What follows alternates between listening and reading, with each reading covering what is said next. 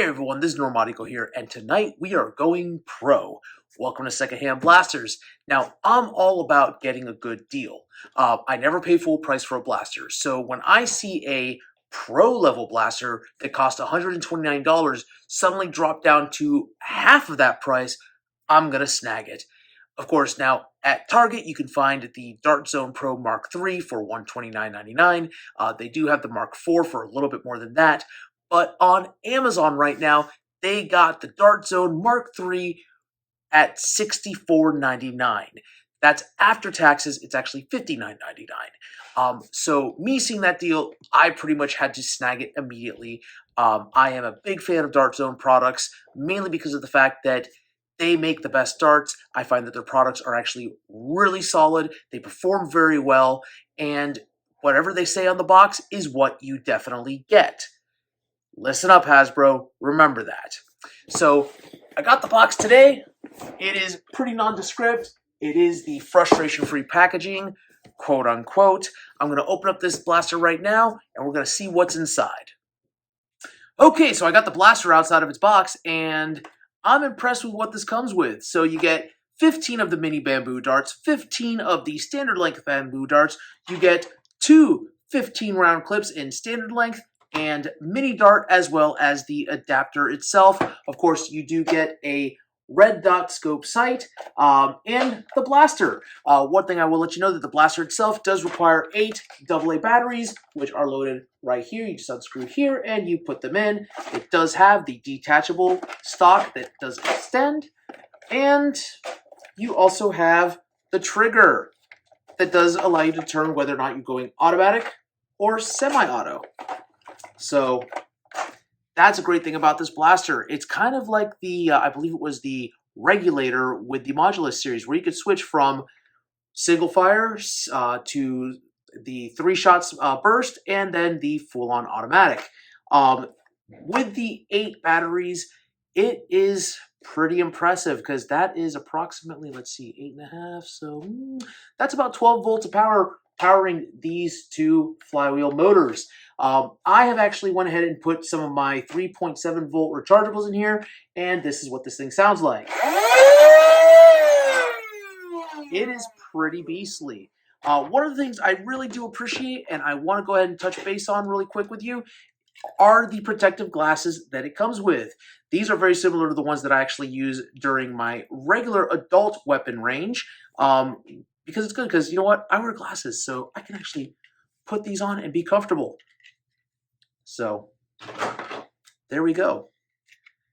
You will definitely need eye protection if you are playing with these, because according to the box, it says that it can get up to 150 feet per second.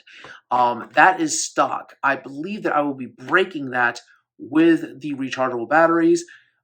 So we're going to go ahead and run that through the chrono, and then I'm going to take it out to the range to see just how far this can go. And I'm going to go ahead and actually put these numbers up against my X-Shot Pro, see which of these 2 blasters is best.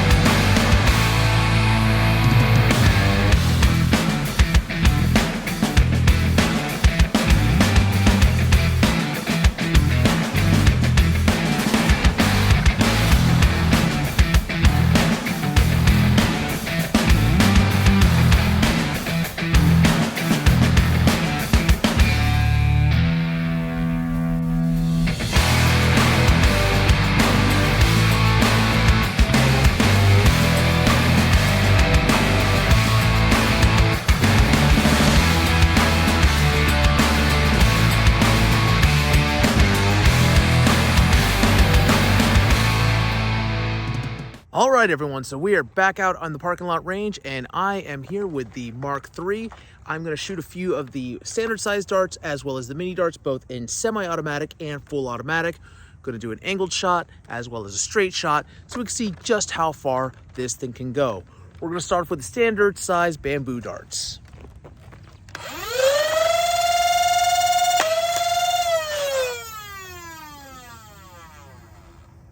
That's pretty far. Straight shot.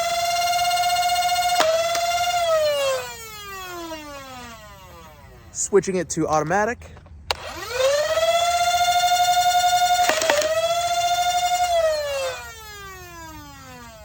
Not bad. Straight shot.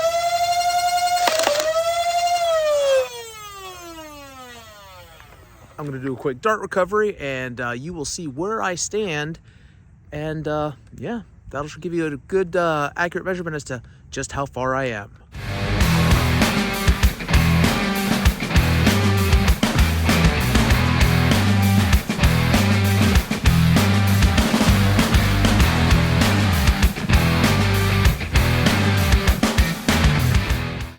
Okay, so you saw the range that we got with the standard size darts. Now I'm going to do it again with the mini darts, see if they perform better.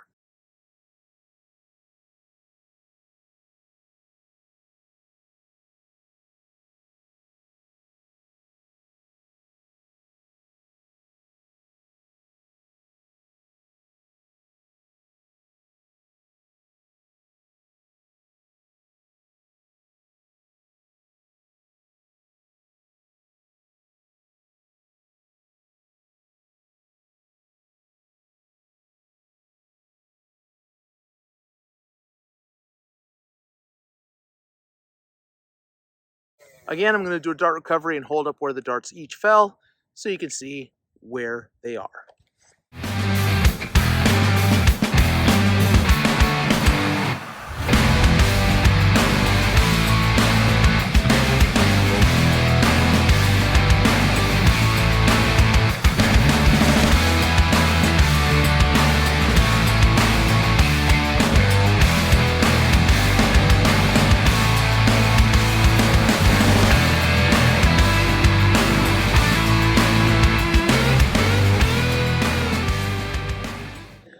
So I am back from the range, and here are my final thoughts regarding the Dart Zone Pro Mark III. I am in love with this blaster. Not gonna lie, this is my first actual pro level flywheel, and I like it. There are only a couple of things that I would have done differently with this blaster. The actual switch for semi-auto to full auto, I think it would have been better served to have been right up here so that you could actually flip it with your trigger finger when you take your finger off the actual trigger and just be able to flick it like this. It is a little awkward of a reach there with the thumb. Other than that, that's the only major change. I do want to point out a couple of things. The disparity between the mini darts and the standard length darts with the flywheel blaster. Now, those of you who know blasters, that shouldn't really be much of a surprise that the mini darts on a flywheel don't necessarily go as far or as fast as the mini darts on a Springer.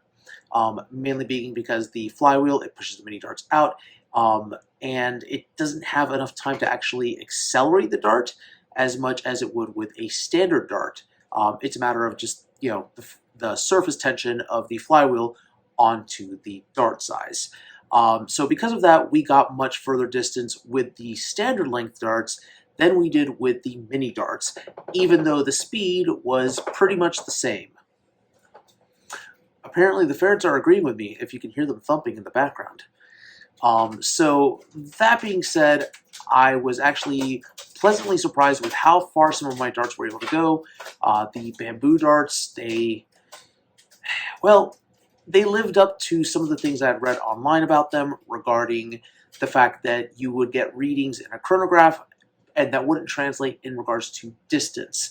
You didn't actually get to see it on the video itself, but you will see later on when I do another review with the Nerf rival Pilot, the Super Pilot, where I actually put the bamboo darts up against standard elite darts, and well, you'll see what those results are. Other than that, I am really impressed with this blaster. The only other, well, the only other downside, other than this right here, is the amount of battery involved. It does take 8 batteries. So that is more than I am used to putting inside of a blaster. Normally, the most that I've ever put in is 6. But given how much power you have to actually put into those flywheels, that's okay. It does have a decent weight to it. Not enough that it's uncomfortable, but enough that after a while running with this, it's going to become a little bit, well, it's kind of a workout. I do really wish that they could have had some sort of way to clip on some sort of bandolier. Of course, you could probably rig something up here, and there are mods out there because you can take this right off, supposedly. There you go.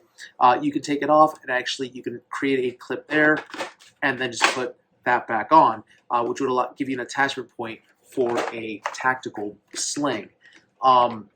The sight itself, that actually is a really nice touch. I am a really, really firm believer in optics. You know, the fact that they actually do have that laser dot right there, it's really nice. This actually does come off, and it can be used in other blasters. So if you have the Max Striker, you can go ahead and actually put it on that. This will also fit on the Dictator and any other blaster that has a Picatinny system. That being said, you can also swap out this sight with anything that you have that does match Picatinny. So if you actually do own a regular gun that has Picatinny rail attachments on it, and you wanted to take it for a milsim and slap it on here, you're good to go. The barrel itself, it is very wide, but I didn't find that that had any problem when it came to performance, so that's always a good thing. Regarding full auto, I was able to time it. You can actually empty the 15-round magazine in about 7 seconds, so that's pretty decent rate of fire. It's about 2 shots per second. Actually, it's probably a lot faster than 7 seconds, to be honest with you. You do have an additional rail down here, so if you had a laser pointer or a flashlight mount, you can go ahead and do that, or even a camera mount, which is really nice, especially if you're going to be walking around like this and you want to record the field of battle. Now, is this safe for kids? This is ages 14 and up, and I would highly recommend leaving it at that, only because of the fact that you are getting quite a bit of power out of this. I put my 3.7 volt batteries in here. There's only 4 of them at any point in time, so you're looking at approximately 14 something volts of power. But even with the standard batteries, you're going to get about 150 feet per second no matter what. So is it going to hurt somebody? Not a 14-year-old. Is an 8-year-old going to cause damage around the house with this? Probably, yeah. Is an 8-year-old going to be smart enough not to aim it at their little sibling? I can't say for sure. I know that I wouldn't trust an 8-year-old with this blaster.